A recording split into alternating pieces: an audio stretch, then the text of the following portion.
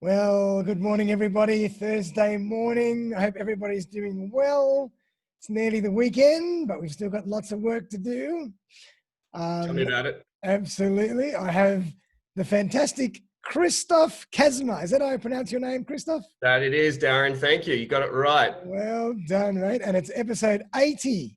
You're here for number 80 of Playing with Perspective, the suspended animation podcast. How you doing? Thanks for having me. My pleasure, Kristof. Now, for everybody out there today, we're going to be chatting about, you guessed it, technology, IT and me. And Kristof is an expert in technology. And just before the session, we were talking about how many messages we get bombarded with from so many different methods of technology. Skype, Zoom, email, LinkedIn, Facebook, telephone calls. Have I missed any? Slack. Yep. Yeah, they're endless. TikTok, Instagram. Do we keep going forever? It's absolutely crazy, but we'll dive into all that in just a second. I just want to give everybody a little bit of a rundown into who Kristof is. So Kristof is an innovative technology strategist and business modernizer, helping you get the most out of transforming your business through the use and understanding of technology. And we're going to be chatting all about technology, how to adapt it and use it to help us live and work better, which is not such an easy thing, is it? No, mate. No, it can be challenging. I think we're more able to do that and probably more inclined to do that right now, though. Wouldn't you say, Darren? Oh, absolutely. I mean, it's the technology age. It's the information age. We're all within arm's length of our mobile phone and all our devices at any time. You know, if we don't have them, we start getting anxious and anxiety. Where's my phone? Where's my email? I can't connect. I'm offline. Yeah, I think we talked about this just before as well, but it's actually called the phantom calls or the phantom messages, where you have your phone in your pocket and you'll think it's buzzing or ringing, reach in and actually find that there's nothing there, right? That's right. That's right. I purposely, when I have my phone on silent, I purposely turn off the vibrate, because when I want it to be silent, I want it to be silent. I don't want to know about it. But I know turn it upside down, right? Say that again? Turn it upside down. Oh, what does that do? Well, it just means you can't see the screen. I like that. Awesome, mate. So, I mean, look, technology is, growing at a rapid rate. It's evolving. It's hard to keep up. We all know that it's useful, but it's changing so fast. How do we not get caught up with going overboard? That's an interesting one. I don't know if there's actually a real fix for that. The other thing is keeping up with technology, right? Keeping up with it as well, yeah. That's probably one of the hardest things, and it's an interesting concept and a conversation, right?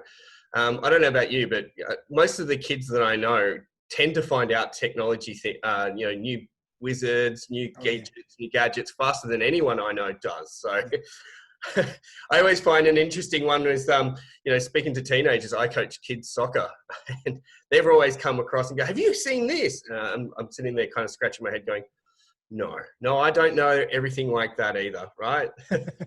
Absolutely. We call them digital natives. Like, all the kids these days know how to manipulate those phones better than I do. It just comes naturally. My 2-year-old grabs my phone, and she now knows how to grab YouTube to start playing music so that she can actually start listening to her favorite songs. Yep, absolutely. It's incredible, how they are. We used to go and play outside with our bikes and skateboards and build tree houses. They don't want to do that now. They want to be on the phone looking at something or playing with something. I'm pretty fortunate that, so far I'm going to touch some wood when I say this, but yeah, I think our warning system for dinner time was the street lights came on, right? Yeah, that's right. Well, my mum used to say, "Time for dinner." Yep, that's it. Absolutely. So, I mean, how do you keep up with technology? Obviously, people around you, but being in the industry, what's some of the best ways that you keep up with technology? Look, to be fair with you, it's an interesting concept. So, one, I always embrace web content. So it's interesting, if you think about it, there's always going to be articles, there's always going to be media. So be it subscription, so I'll sign up to CNET, for example, or IT News or some of those CRNs subscriptions. So they certainly do help. Having a smart speaker is also something that's great. So I don't know about you, but I love my smart speaker because you just do the usual morning Google, and Oh search. yeah, I love it. Yep, yep. Social media accounts, more and more you're seeing the crossover between Facebook, LinkedIn, and all Instagram, etc. Yep. You're seeing news outlets put more and more across those platforms. So it's an interesting sort of crossover where previously Facebook was for personal use and then LinkedIn was for business use. Yep. And that's now all melding, starting into one big pot. Yep. Also, being able to look at sort of some of the online training. So more and more, I think pandemic's brought on free training guides, right? And you can see that now you can get more than ever, you can get free dummy guides. And I say that, you know, dummies for Word, for example. Do you remember those books, the yellow ones? Oh yeah, something. So this and this for dummies, this and that for dummies. I used to love Yeah. those books. But they were amazing, right? Because, you know, apart from the fact that it was a dummies front book, the content behind it had brilliant content. And there's a lot of that now online. So you can do the training online to get up to speed on certain technologies, but also to learn more. And finally, I think, you know, the pandemic has put a bit of a slowdown on this, but attending online events now are more so, but previously events and conferences, CBIT, I'm sure you've heard of it. Yeah, definitely heard of CBIT. Right, Texpo, which is due to happen next month. I'm not sure how that's going to go. But those sort of events were great because you could just wander the halls, see what's new and advanced, and there was always prototypes hanging out there. So technology comes at us in so many different varied fashions. It's not funny. Yep. I mean, and what about for the people who, you know, they love technology in terms of implementing it into their daily lives? People love technology. They want to implement it more, but they're just not tech savvy. You know, what's the best way for them to learn how to start utilizing the technology in their life if they're not really good at integrating it and setting it up and doing all that kind of stuff? Like, to be fair with you, it's now more than ever just to ask, right? So there are so many experts out there. I'm finding more and more the experts are actually opening up ways of communicating. So for me, anyone who has that tech savvy issue, I've always said, feel free to drop me a note in LinkedIn and I will get back to you. And I've done so. And I'm holding to that promise even now. So, you know, the favorite one of mine is that I have a good friend of mine who does home automation. And funnily enough, one of the biggest boomers for him in this industry at the current pandemic is the ability to automate your home because people are now staying at home. That's right. But yeah, so asking an expert or looking online, there are so many, like I'll say YouTube videos now that are actually a bit more self-explanatory because people have got the time to do that, and how-to guides. So the biggest concern most people used to have was asking, right? And so Darren, for me, I think I'm seeing a bit more of an evolution into people being okay to ask what they used to call dumb questions, but there are no such thing as dumb questions. It's just a question you're not aware of answer with. So I think for that perspective, don't be shy.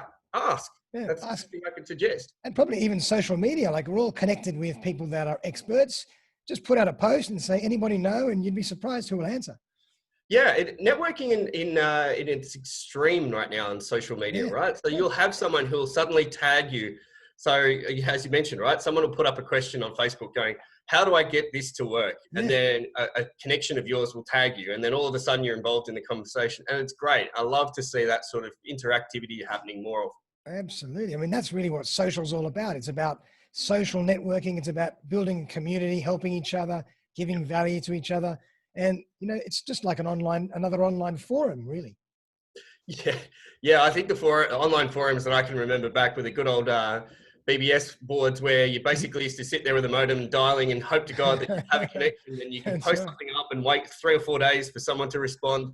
But now it's instantaneous gratis. So, you know, you tag someone or you mention someone or there's a hashtag and, you know, you will have an influx of support.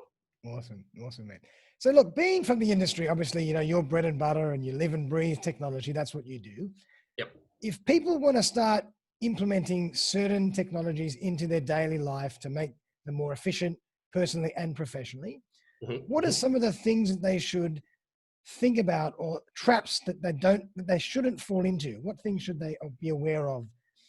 Interesting point. Yeah. Look, do you know, one thing I've got to say the most, Darren, is that people often see convenience. Technology is supposed to be about convenience, making your life better. The only thing that I would say, the trap you need to be mindful of is don't give away convenience for a couple of extra steps. So by that, I mean, know what you're signing up for.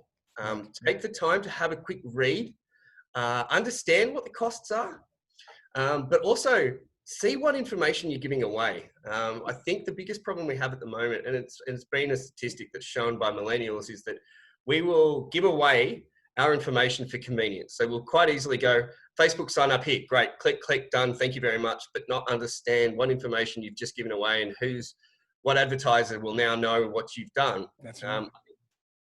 That's probably the only thing I would say would be the biggest pitfall right now. Absolutely. Keep in mind that you are giving away information if you are just simply clicking away. Yeah, it's crazy in a way. We've kind of almost become so desensitized to just saying, I agree to those terms, click on here. I just do it myself, I just click, click, click, and then I think, oh, hopefully that's okay. But in the old days, we used to be more skeptical and we would read the fine print about every little thing we were signing up for. But with technology now, we kind of just, it's become so common, and we just go, yeah, fine, yep, click, click, click, and who knows what we're signing up to.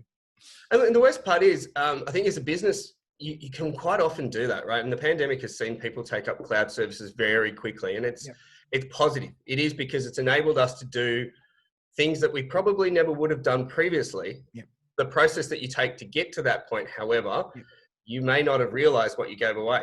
Yep, so 100%. So in other words, he's saying, do your research. Take a little bit of extra time to do your research, even though it's convenient to just sign up now and get on with it. And because you want to save time, just take an extra day or so, maybe ask a few people, do some reading, do your due diligence, read a couple of reviews, make sure you really know what you're getting yourself into, and then take the plunge. That's it. Perfect. Yep. You got it. Good stuff. So Kristof, tell us a bit more about what you do exactly and how you work with your organization. Sure. So at ASE, we work with businesses around their technology and their data to make sure that they get the best out of them. If you consider that technology should be an enabler and often a competitive edge. So we work with customers and businesses to adopt that technology to make their jobs easier, their businesses more efficient, and therefore give you back time that you probably weren't necessarily having before using technology. Gotcha. We also make sense of customer data. So I think one of the biggest points that we just talked about was when signing up to a service, for example, you're not understanding where that data goes and what you're doing with it. As a business, that data is your lifeblood. Yeah. And then what we at ASE can help is understanding that data and then making sure that you can use that to make educated business decisions, or better still, use that to drive your services to create more revenue and better return. So from that perspective, technology should always be a small enabler. That's the benefit of it, not the actual drawback. Gotcha. So technology is really an enabler for you to understand where you're at in your business, and it can help you take you where you want to go, but it's not just for technology's sake. Correct. And the other part about that, as I said, data. Yep. Understand the value of what you have. Today, we have so much more data in a business than we did 3 years ago, 4 years ago, 10 years ago, especially. Yep. Make sense of that data, be able to tailor services that you're offering. And if anything more, the pandemic has set that right forward, because you now have the ability to use that data to adapt, to reach out to customers in a different way, to make sure that your services are being tailored more and more and being targeted to what you need and what they as a customer need. Perfect. And I suppose, we could even extrapolate this and use this in a personal sense. It can even be useful just to know what we're spending, efficiencies in terms of organizing things. Our lives are busier and busier all the time, and we need to find ways to streamline even our personal agendas. So you can even use technology from that point of view. Absolutely, mate. And it's an interesting point you made. I haven't seen the statistic yet, but I'd be keen to see how many businesses have taken on these online services and not seen the end cost of them, right? And then, bill shock will possibly come along. So bill shock. The understanding. Yep. We don't want that. Seen that before, unfortunately. Absolutely. And so with what you guys do you work with small to medium organizations, large organizations, individuals, any particular sweet spot? We definitely work with small to medium businesses and services around that. So we've been in business for 21 years, so our services started around that. And obviously with more enterprise and commercial businesses, our infrastructure, our cloud, our data services are tailored to make sure to support them as well. So Yep. we have services to suit most businesses in the industry out there. Gotcha. So it's kind of, if people want assistance with analyzing their data and helping them understand their business, you guys can do that. But if people want to actually help increase efficiency by implementing certain technologies, you guys can do the projects and you guys can do all the managed services in a way. Correct. And it's always a value add that we like to work with our customers on to make sure that they get the best out of the technology they've implemented. Awesome. Fantastic. Can you give us a couple of examples? I mean, I'd love, not mentioning any names or company names, but I love, people to understand how this really works from a real life story point of view. Can I give you an anecdotal story, which is one that I loved, and you brought it up in my mind. So there's an office admin lady that we work with, and she's a mature age lady, and she does a part-time job in a healthcare business that we look after. And I remember her briefly when I spoke to her sort of during the pandemic, and they were sent home to work from home to try and do remote healthcare. Now, when I rang her, she says to me, "You know what my favorite part of the morning was?" And here I am thinking coffee. Right? That's what I would say. I thought. She goes, "No, I used to miss the 8 a.m. news." Yeah. And I sort of went, okay, well, I can't see why that should change. But she mentioned to me, she goes, digital radio, I don't have one of those now. And we did set her up with a laptop. So I said, do you want me to show you how to be able to connect to, say ABC Online and to be able to listen to your news through your laptop? Yeah. And, sure enough, set it up for her. She enjoyed that for a short period, but found it was a bit cumbersome. She sort of lost the link and didn't quite know where to connect. And I think we were just talking earlier about, for example, smart speakers. Yeah. I just happened to be walking past the store and I went, you know what? I'm just going to go buy one of those small smart speakers for her. Oh, cool. So we set it up, sent it out, and we are able to configure the 8 a.m. news to come on at 8 a.m. Love it. So she now has the ability to get her 8 a.m. news and feel like her life is still back to that happiness in regards to what she got used to in the office. Absolutely. So in other words, you don't have to forego what you might have been used to, even though the world is changing. You just have to adapt to find out how to access it in a new way. Correct. And that's an example of how technology changes how we can interact and how we work, right? Definitely. And to your point, right? So an example, I don't know about yourself, but I've made more video calls in this period than I probably have in my whole entire life. Sure. Me too. And, I enjoy presenting to people in face-to-face, but these Zoom sessions are great. But what I've also noticed is that through my networks, I've actually had people I haven't spoken to in over 10 years reach out. Prime example was yesterday, I had an email from an old customer. I haven't spoken to him in 12 years and he reached out.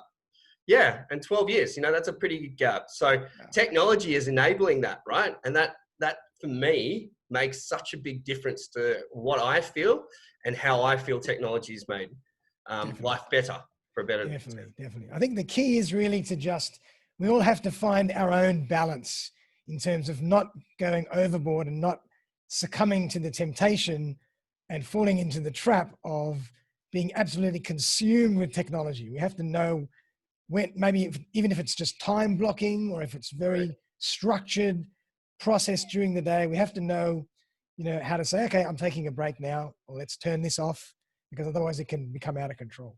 Turn the phone upside down. Yeah, turn the phone upside down, put it on silent, whatever it is. Correct. Yeah. And look, to your point, has the pandemic changed a lot what we do in regards to technology? Yes, absolutely. Small to medium businesses that, for example, they had everything on site. If you think about it from a server and an infrastructure perspective, they had an office, they had it all hosted there. Then all of a sudden we're in lockdown. And I think the people in Melbourne would appreciate that now. Yeah. Now that they're returned to that lockdown. So all of a sudden they had to figure out how to make everything work from home. Yeah. And from our perspective, that meant taking up of a lot of, remote activities, changing the way you interact, like as we do right now, we're doing Zoom. Yep. The adoption of those sort of technologies, FaceTime, Teams, right? And Microsoft Teams, that is, and that way we can interact. And for that, the ability for us to implement that in a prompt fashion to be able to make sure that they didn't feel disconnected, and B, were able to work promptly and back efficiently like they used to be in the office. Yeah. So the pandemic has certainly, I think, increased everyone's willingness to adopt maybe technology in a much more prompt fashion than they would have previously. Definitely. But that also brought on that sort of concept where you need to be mindful of what you are signing up to and how. Definitely. But I think it's also shown us that you can actually become very productive and still work from home or still have a bit more of a work-life balance. It's shown employees and employers that it is possible. So I think a lot of people will start integrating that into their new normal in a way as we move forward. But it also brings up a really interesting question about price. A lot of this stuff that we're talking about is very cost effective. It doesn't cost much to set up a Zoom account or a Microsoft Teams account, or, to get a bit of a little webcam or a bit of lighting, or, even if it's a hosted solution. It doesn't have to be expensive, does it? No. And look, cloud-based services have got the scale of economy, and we work very much hand in hand with businesses to make sure that they get the right data to the right place at the best value. And that's always been what our concern is. So yes, it is definitely a value proposition. So technology can make it far more effective and efficient and cost effective as such. It's just how you actually implement it. That cultural change is the other bit there, and that people forget about, right? Because that's where your cost ends up becoming. It's the people aspect of the technology shift. So being mindful of that, making sure that you're training your staff up on that, working with the technology provider to make sure that they are holding your staff's hand along the way so that they don't feel that they're left behind, for example. And I use the bus analogy, right? Your cloud service is a bus. If you're not getting people on the bus along with you, then they're just staying behind at the bus stop. And unfortunately, it's taken off and there's no one on it. That's right. And the bus goes to a certain destination and there's nobody there to do any work. So everything breaks down. Yep. And then everyone's still sitting there stranded going, when's the bus arriving? Exactly, That's fantastic. I mean, it's so true. And so do you implement, or do you assist and consult with your clients on how to train people to adopt technology? Yeah, look, I think it's all encompassing. When any technology strategy needs to have that people element involved, and we certainly do. I've been working with quite a number of businesses lately during this current pandemic to align their technology strategies to make sure that they have those elements included. It's all good and well for someone to tell you, take up this cloud service, it's fantastic, you'll see such a return on investment. If you're not taking them along that journey and actually working with them on it, that investment can go by the wayside. And as I said, the bus analogy. So yes, we do. And I think that's a primary focus of mine, is to make sure that people are actually getting the benefit out of this technology that they're actually implementing. Absolutely. I think it's a really good point that you make, because, it's all very well to have all the best brand spanking technology, but if you don't know how to use it, number one, or you don't want to use it, it's not really worth anything. I love using analogies, as you pointed out, right? So let's think of it. It's a Ferrari with a stick shift. That's right. If you don't know how to drive stick shift, or you've got no interest in driving stick shift, even though it's a Ferrari, you'll just look at it and glamour it and go, wow, that's an amazing looking car. Yep, absolutely. Well done. Fantastic, Kristof. Well, I mean, anything else that you want to share with us from a technology point of view? Anything that's new, and any new trends that you think people have to keep an eye on that are coming, they're knocking at our heels? Look, I think you'll see technology will probably do some dynamic shifts over the next 3 to 6 months. So keep your eye out. You'll certainly see a lot more uptake in regards to that. But I have to say, one of the things that people are forgetting the most is about their backing up of their data. Oh, that's a really good one. I'm glad you brought that up. So important.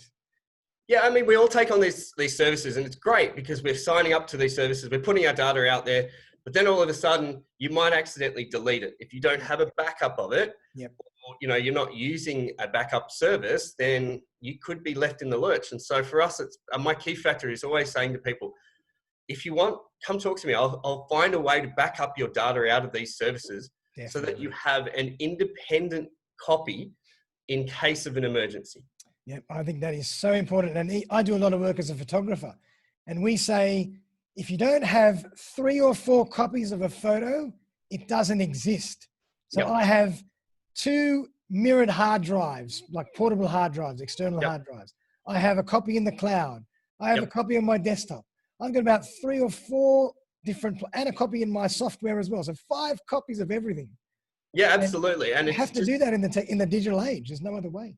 you do, don't you? You do. And it just takes one accidental delete Yep. with a knock-on effect for you to lose so much. Yep. And yeah, so I think the biggest trick, back things Back up. up If you everything. need free backup, come talk to us. We'll happily have a look at what we can do to support you. And I think small businesses, especially, Darren, when we had to go out from working in the office, they may have had a server on site, and we found that they were taking backups or doing backups to hard drives. Yep. All of a sudden, they couldn't access those. So we've been able to offer, cloud-based services for them to use the backups during the pandemic until such time as they can return.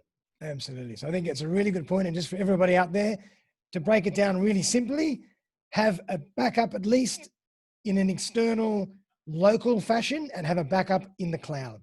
Yep. Because if, God forbid, your house burns down, you've still got a copy in the cloud. You must have a copy in the cloud. I'm going to touch on lots of wood, or the office happens to get flooded. I think that's probably the better one, Darren. Maybe. Well, there you go. Absolutely. And what do you think about voice technology? I mean, that's something, obviously, you mentioned all these smart speakers. I have a Google Mini here. I love my Google Mini. How's that going to start creeping in on our day-to-day and in our work technology life as well? It's an interesting point about the data that you mentioned, right? So if you think about every time you ask Google or Amazon, Alexa to do something, they're starting to build more and more data. Yeah. And as you get more and more services in the cloud, they're starting to more and more integration so that your consumer habits, your buying patterns, or your needs are starting to be figured out and analyzed prior to you even buying them. And you see this by simply going, for example, you've bought something online recently, Darren, and then all of a sudden you open up Facebook and there it is sitting right on the left-hand side of your screen. Absolutely. You'll see something, Minority Report. Do you ever remember that movie? Yep. Yes, I do. Tom Tom Cruise. Cruise walking through the supermarket going, hi, do you want to see this? And do you want to see that? And I think, the rate of change that we're seeing in an adoption, especially at the moment, is so fast that there won't be that long before you start to see targeted advertising in person, right? Yep. And, we're actually, sorry?